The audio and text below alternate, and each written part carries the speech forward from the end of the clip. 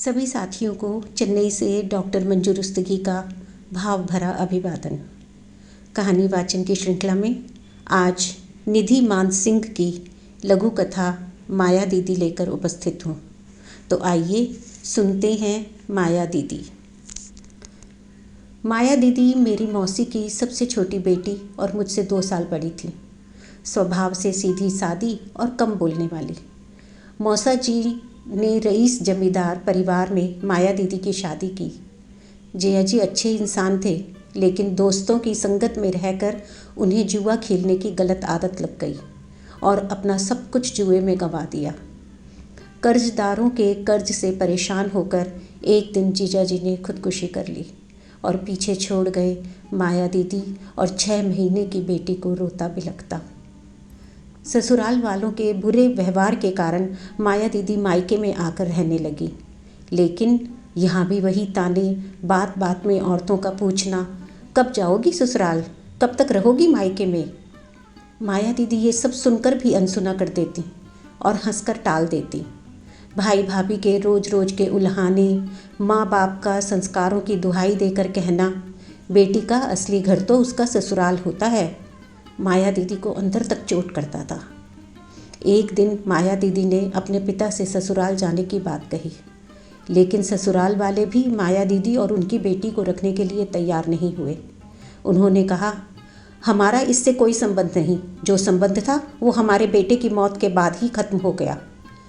गांव वालों और सरपंचों के जोर दबाव से कि ये माँ बेटी कहाँ जाएंगी, आखिर है तो इसी गांव की बहू, तो माया दीदी के ससुराल वालों ने एक छोटा सा ज़मीन का टुकड़ा उन्हें दे दिया।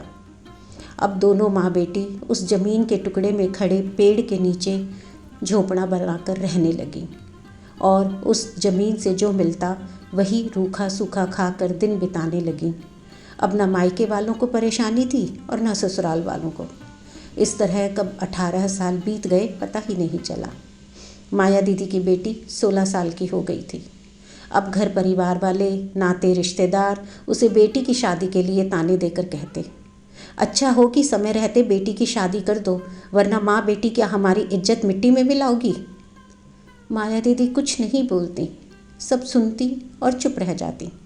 सावन का महीना था, बादलों ने पूरा जोर शोर मचा रखा था, मानो इस बार तो प्रलय लाकर ही छोड़ेंगे।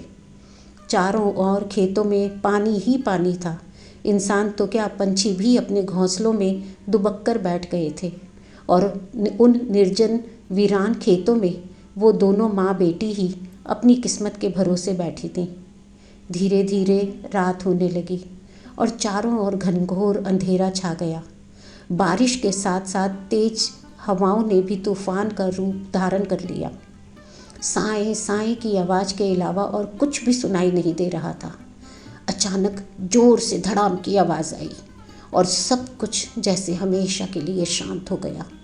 सुबह हुई और सूर्य भगवान अपनी किरणों के रथ पर सवार होकर संसार को प्रकाशमय करने के लिए आ गए।